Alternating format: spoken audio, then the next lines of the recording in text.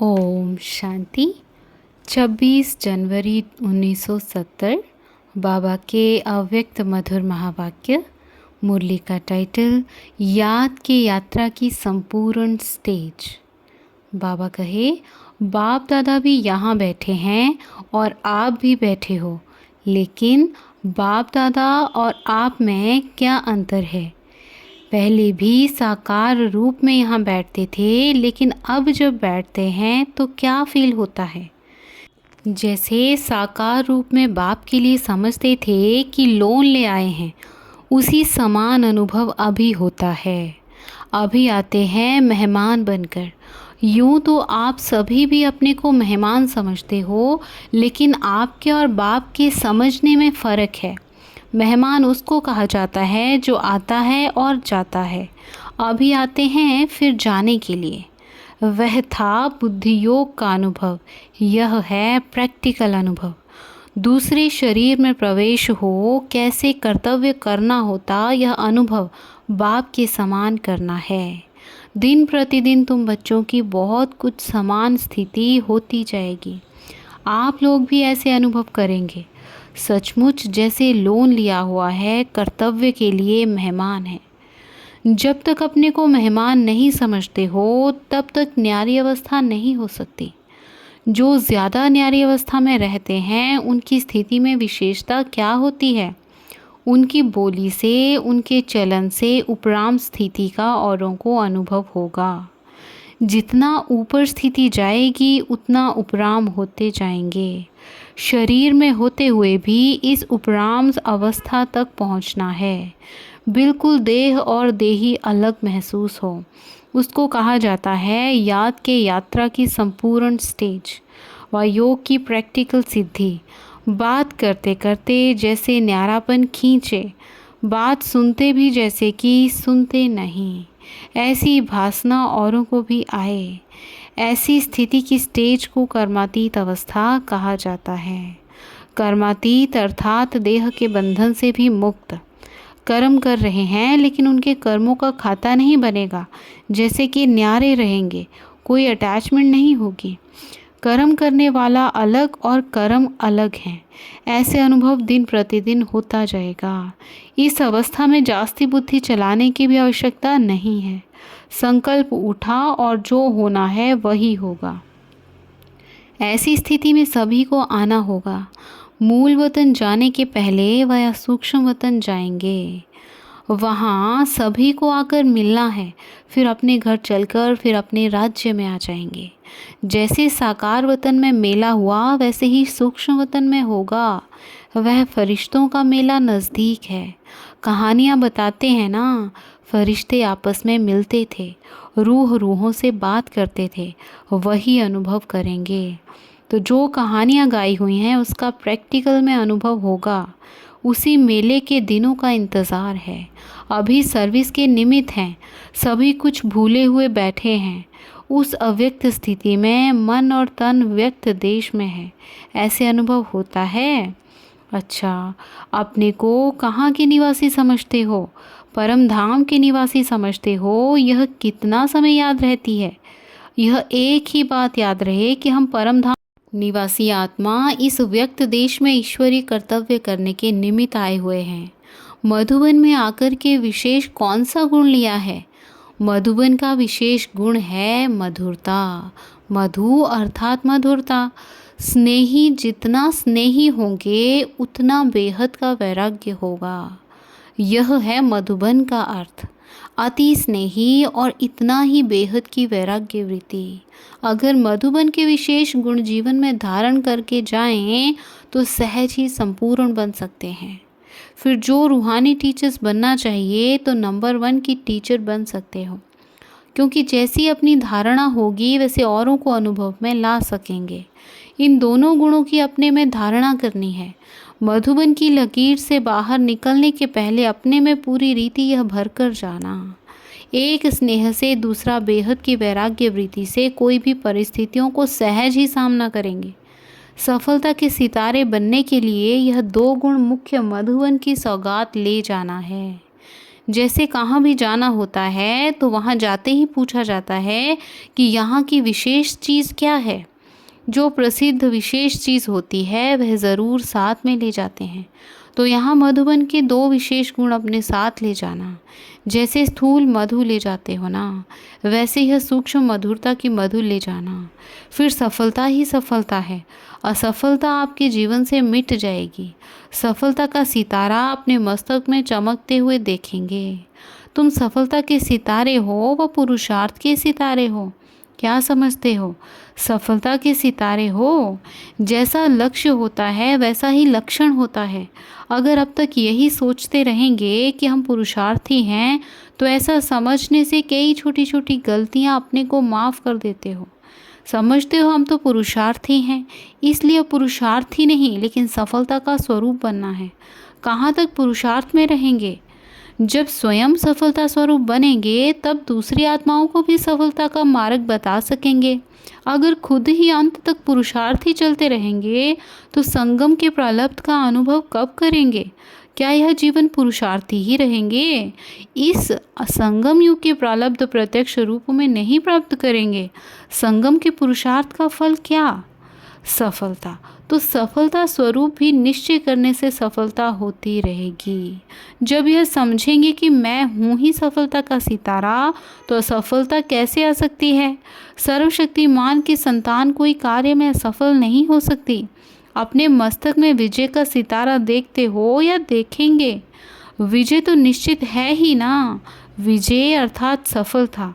अभी समय बदल रहा है। जब समय बदल गया तो अपने पुरुषार्थ को भी बदलेंगे ना। अब बाप ने सफलता का रूप दिखला दिया तो बच्चे भी रूप में व्यक्त देह में होते सफलता का रूप नहीं दिखाएंगे। अपने को सदैव सफलता का मूर्त ही समझो। निश्चय को विजय कहा जाता है। जैसा विश्वास रखा जाता है वैसा ही कर्म होता है। निश्चय में कमी होगी तो कर्म में भी कमी हो जाएगी। स्मृति शक्तिवान है तो स्थिति और कर्म भी शक्तिवान होंगे। इसलिए कभी भी अपनी स्मृति को कमज़ोर नहीं रखना। शक्ति दल व पांडव कब असफल हो सकते हैं क्या? अपनी कल्प पहले वाली बात याद है कि पांडवों ने क्या किया था? विजयी बने थे। तो अब अपनी स्मृति को श्रेष्ठ बनाओ। अब संगम पर है विजय का तिलक। फिर इस विजय के तिलक से राज तिलक मिलेगा। इस विजय के तिलक को कोई मिटा नहीं सकते, ऐसा निश्चय है। जो विजयी रत्न हैं उनकी हर बात में विजय ही विजय है। उनकी हार हो नहीं सकती। हार तो बहुत जन्म खाते रहे। अब आकर विजयी बनने बाद फिर हार क्यों? विजय हमारी ही है, ऐसा एक बल एक भरोसा हो। बच्ची यदि ज्ञान में नहीं चलती है तो क्या करें? अगर कोई इस मार्ग में नहीं चल सकते हैं तो शादी करनी ही पड़े। उन्हों की कमज़ोरी भी अपने ऊपर से मिटानी है। साक्षी हो मजबूरी भी करना होता है। वह हुआ फ़र्ज़, लगन नहीं है। फ़र्ज़ पालन करते हैं। एक होता है लगन से करना, एक होता है निमित्त फ़र्ज़ निभाना। सभी आत्माओं का एक ही समय यह जन्म सिद्ध अधिकार लेने का पाठ नहीं है। परिचय मिलना तो ज़रूर है, पहचानना भी है, लेकिन कोई का पाठ अभी है, कोई का पीछे। बीजों में से कोई झट फल देता, कोई देरी से फल देता। वैसे भी यहाँ भी हरेक का अपने समय पर पाठ है। फर्ज समझ करेंगे तो माया मर्ज नहीं लगेगा, नहीं तो वायुमंडल का असर लग जाता है। इसलिए फर्ज समझ करना है। फर्ज और मर्ज में सिर्फ एक बिंदी का फ़र्क है, लेकिन बिंदी रूप में ना होने के कारण फर्ज भी मर्ज हो जाता है। जो मददगार हैं उन्हों को मदद तो सदैव मिलती है। बाप की मदद हर कार्य में कैसे मिलती है यह अनुभव होता है। एक दो के विशेष गुण को देख एक दो को आगे रखना है। किसको आगे रखना? यह भी अपने को आगे बढ़ाना है। शिव जयंती पर आवाज़ फैलाना सहज होता है। जितनी हिम्मत हो उतना करो, क्योंकि फिर समय ऐसा आना है जो इस सर्विस के मौके भी कम मिलेंगे। इसलिए जितना कर सकते हो उतना करो। भूलें क्यों होती हैं? उसकी गहराई में जाना है, अंतर्मुख हो सोचना चाहिए, यह भूल क्यों हुई, यह तो माया का रूप है, मैं तो रचयिता बाप का बच्चा हूँ। अपने साथ एकांत में ऐसे ऐसे बात करो, उभारने की कोशिश करो। कहाँ भी जाना होता है तो अपना यादगार छोड़ना होता है और कुछ ले जाना होता है। तो मधुबन में विशेष कौन सा यादगार छोड़ा? एक एक आत्मा के पास यह ईश्वरीय स्नेह और सहयोग का यादगार छोड़ना है। जितना एक दो के स्नेही सहयोगी बनते हैं, उतना ही माया के विघ्न हटाने में सहयोग मिलता है। सहयोग देना अर्थात सहयोग लेना, परिवार में आत्मिक स्नेह देना है और माया पर विजय पाने का सहयोग लेना है। यह लेन देन का हिसाब ठीक रहता है। इस संगम समय पर ही अनेक जन्मों का संबंध जोड़ना है। स्नेह है संबंध जोड़ने का साधन। जैसे कपड़े सिलाई करने का साधन धागा होता है, वैसे ही भविष्य संबंध जोड़ने का साधन है स्नेह रूपी धागा। जैसे यहाँ जोड़ेंगे वैसे वहाँ जुटा हुआ मिलेगा। जोड़ने का समय और स्थान यह है।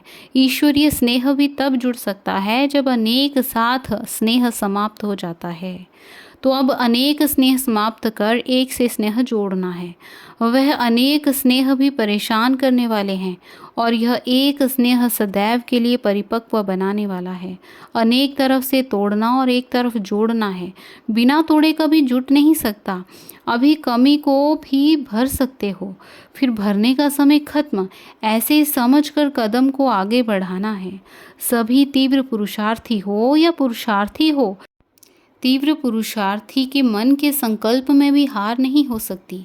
ऐसी स्थिति बनानी है जो संकल्प में भी माया से हार ना हो। इसको कहा जाता है तीव्र पुरुषार्थी। वे शुद्ध संकल्पों में पहले से ही मन को बिजी रखेंगे तो और संकल्प नहीं आएंगे।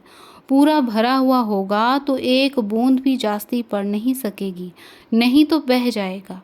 तो यही संकल्प मन में रहे जो व्यर्थ संकल्प आने का स्थान ही ना हो। इतना अपने को बिजी रखो। मन को बिजी रखने के तरीके जो मिलते हैं वह आप पूरे प्रयोग में नहीं लाते हो, इसलिए व्यर्थ संकल्प आ जाते हैं। एक तरफ बिजी रखने से दूसरा तरफ स्वयं छूट जाता है।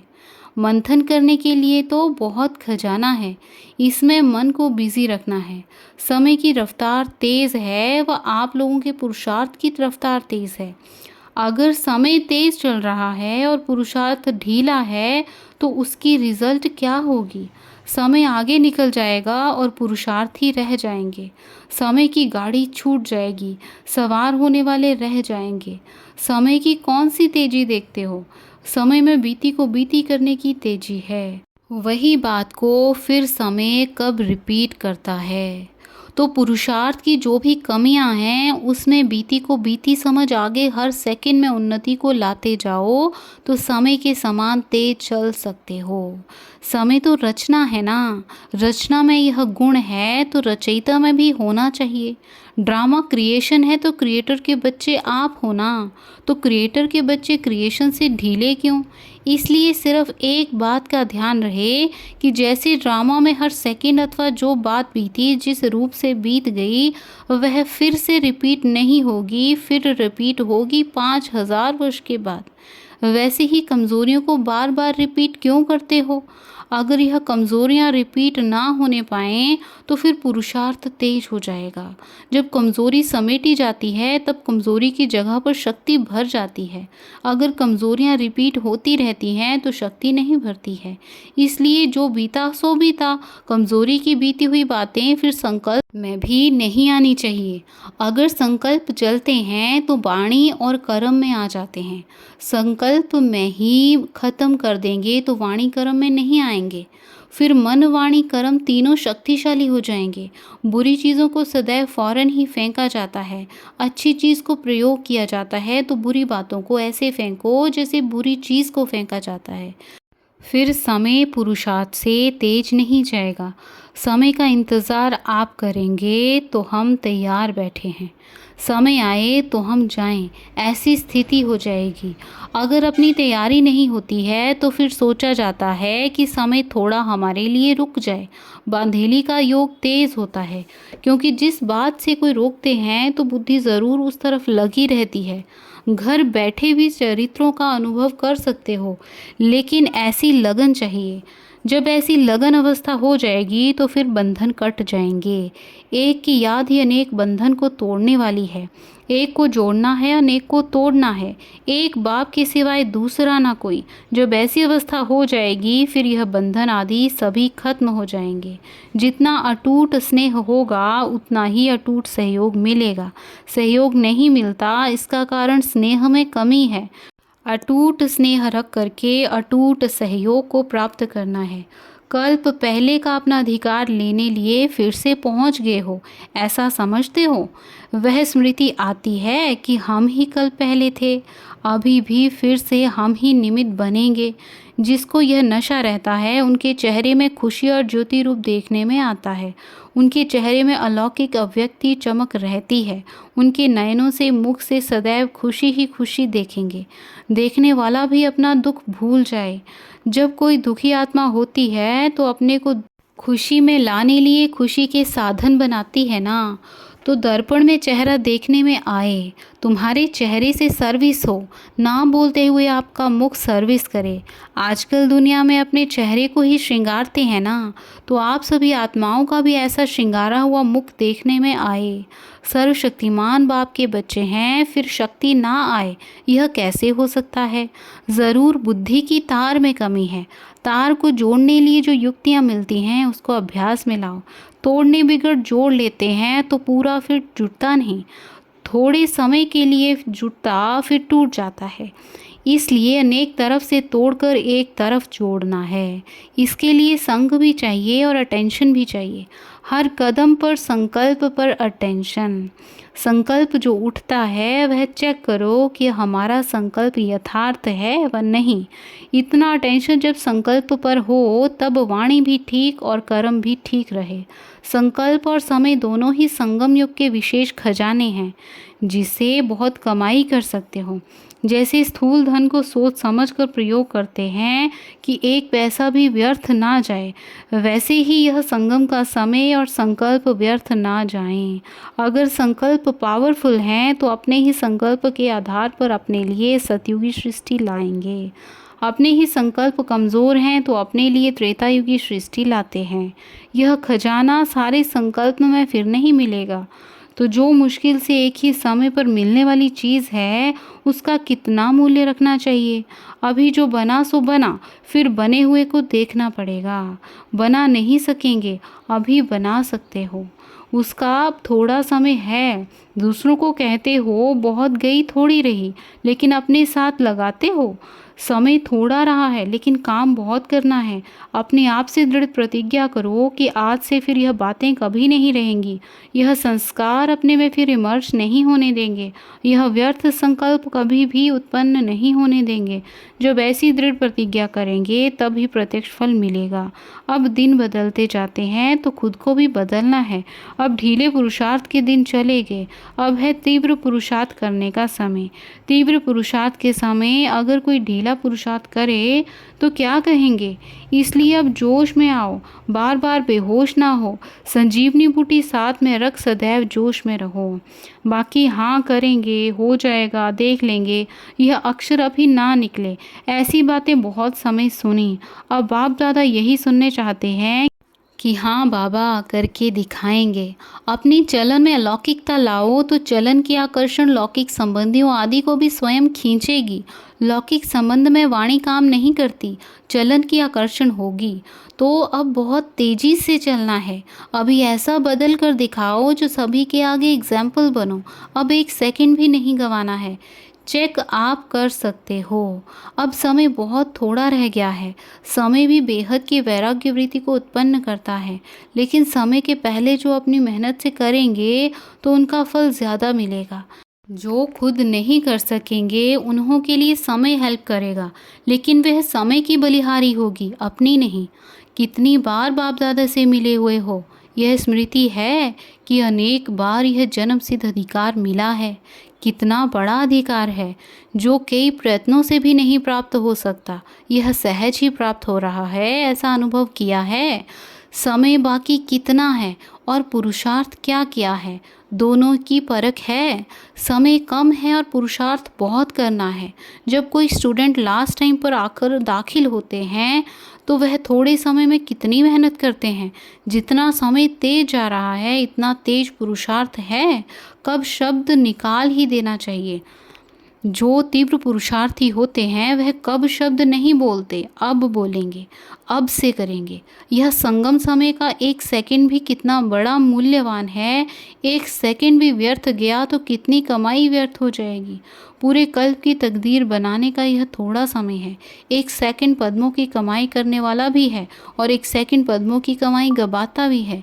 ऐसे समय को परख करके फिर पाँव को तेज करो। समस्याएं तो बनती रहेंगी। स्थिति इतनी पावरफुल हो जो परिस्थितियां स्थिति से बदल जाएं। परिस्थिति के आधार पर स्थिति ना हो। स्थिति परिस्थिति को बदल सकती है, क्योंकि सर्वशक्तिवान के संतान हो तो क्या ईश्वरीय शक्ति परिस्थिति को नहीं बदल सकती। रचयिता के बच्चे रचना को नहीं बदल सकते हैं। रचना पावरफुल होती है वह रचयिता। रचयिता के बच्चे रचना के अधीन कैसे होंगे। अधिकार रखना है, ना कि अधीन होना है। जितना अधिकार रखेंगे उतना परिस्थितियां भी बदल जाएंगी। अगर उनके पीछे पड़ते रहेंगे तो और ही सामना करेंगी। परिस्थितियों के पीछे पड़ना ऐसे है जैसे कोई अपनी परछाई को पकड़ने से वह हाथ आती है और ही आगे बढ़ती है, तो उसको छोड़ दो। वायुमंडल को बदलना यह तो बहुत सहज है। इतनी छोटी सी अगरबत्ती खुशबू की चीज़ भी वायुमंडल को बदल सकती है, तो ज्ञान की शक्ति से वायुमंडल को नहीं बदल सकते। यह ध्यान रखना है। वायुमंडल को सदैव शुद्ध रखना है। लोग क्या भी बोले, जिस बात में अपनी लगन नहीं होती है तो वह बात सुनते हुए जैसे नहीं सुनते। तन भले वहाँ हो लेकिन मन नहीं। ऐसे तो कई बार होता है। मन कोई और तरफ होता है और वहाँ बैठे भी जैसे नहीं बैठते हैं। तन से साथ देना पड़ता है लेकिन मन से नहीं। उसके लिए सिर्फ अटेंशन देना है। जब तक हिम्मत ना रख पाँव नहीं रखा है तो ऊंची मंजिल लगेगी। अगर पाँव रखेंगे तो फिर लिफ्ट की तरह झट पहुंच जाएंगे। हिम्मत रखो तो चढ़ाई भी लिफ्ट बन जाएगी। तो हिम्मत का पाँव रखो। कर सकते हो। सिर्फ लोकलाज का त्याग और हिम्मत की धारणा चाहिए। एक दो का सहयोग भी बड़ी लिफ्ट है। परिस्थितियां तो आएंगी लेकिन अपनी स्थिति पावरफुल चाहिए। फिर जैसा समय वैसा तरीका भी टच होगा। अगर समय प्रमाण युक्ति नहीं आती है तो समझना चाहिए योग बल नहीं है। योग युक्त है तो मदद भी ज़रूर मिलती है। जो यथार्थ पुरुषार्थी हैं उनके पुरुषार्थ में इतनी पावर रहती है। ज़्यादा सोचना भी नहीं चाहिए। अनेक तरफ लगाव है, फिर माया की अग्नि भी लग जाती है, परंतु लगाव नहीं होना चाहिए। फ़र्ज तो निभाना है लेकिन उसमें लगाव ना हो। ऐसा पावरफुल रहना है जो औरों के आगे एग्जाम्पल हो। जो एग्जाम्पल बनते हैं वे एग्जामिन में पास होते हैं। एग्जामिन देने लिए एग्जाम्पल बन दिखाओ जो सभी देखें कि यह कैसे नवीनता में आ गए हैं। ऐसा सर्विसेबल बनना है जो आपको देख औरों को प्रेरणा मिले। पहले जो शक्तियाँ निकली उन्होंने इतनी शक्तियों को निकाला। आप शक्तियाँ फिर सृष्टि को बदलो। इतना आगे जाना है। गीत भी है ना, हम शक्तियाँ दुनिया को बदल कर दिखाएंगे। सृष्टि को कौन बदलेंगे, जो पहले खुद बदलेंगे। शक्तियों की सवारी शेर पर दिखाते हैं। कौन सा शेर। यह माया जो शेरनी रूप में सामना करने आती है उनको अपने अधीन कर सवारी बनाना, अर्थात उनके शक्ति को खत्म करना। ऐसी शक्तियाँ जिनकी शेर पर सवारी दिखाते हैं वही तुम हो ना। वह सभी का ही चित्र है। ऐसी शेरनी शक्तियाँ कभी माया से घबराती नहीं लेकिन माया उनसे घबराती है। ऐसे मायाजीत बने हो ना। शक्ति बिगड़ बंधन नहीं टूटेंगे। याद की शक्ति है, एक बाप दूसरा ना कोई। ऐसा सौभाग्य कोटों में कोई को मिलता है। इतना पद्मा पदम भाग्यशाली अपने को समझते हो। शक्ति दल बहुत कमाल कर सकता है। जो हड्डी सेवा करने वाले होते हैं उनको बाप भी मदद करता है। जो स्नेही हैं उनसे बाप भी स्नेही रहता है। बाप के भी वही बच्चे सामने रहते हैं। भल कोई कितना भी दूर हो लेकिन बाप दादा के दिल से नज़दीक है। सभी से अच्छी सौगात है अपने इस चेहरे को सदैव हर्षित बनाना। कभी भी कोई परेशानी की रेखा ना हो। जैसे संपूर्ण चंद्रमा कितना सुंदर लगता है वैसे अपना चेहरा सदैव हर्षित रहे। चेहरा ऐसा चमकता हुआ हो जो और भी आपके चेहरे में अपना रूप देख सके। चेहरा दर्पण बन जाए। अनेक आत्माओं को अपना मुखड़ा दिखलाना है। अभी पद्मा पदम भाग्यशाली बनना है। महादानी बनना है, रहम दिल बाप के बच्चे सर्व आत्माओं पर रहम करना है। इस रहम की भावना से कैसी भी आत्माएं बदल सकती हैं। सारे दिन में यह चेक करो कि कितने रहम दिल बने, कितनी आत्माओं पर रहम करना है। इस रहम की भावना से कैसी भी आत्माएं बदल सकती हैं। सारे दिन में यह चेक करो कि कितने रहम दिल बने, कितनी आत्माओं पर रहम किया। दूसरों को सुख देने में भी अपने में सुख भरता है। देना अर्थात लेना। दूसरों को सुख देने से खुद भी सुख स्वरूप बनेंगे, कोई विघ्न नहीं आएंगे। दान करने से शक्ति मिलती है। अंधों को आंखें देना कितना महान कार्य है। आप सभी का यही कार्य है। अज्ञानी अंधों को ज्ञान नेत्र देना। और अपनी इस अवस्था सदैव अचल हो। तुम बच्चों की स्थिति का ही यह अचल घर यादगार है। जैसे बाप दादा एक रस रहते हैं, वैसे बच्चों को भी एक रस रहना है। जब एक के ही रस में रहेंगे तो एक रस अवस्था में रहेंगे।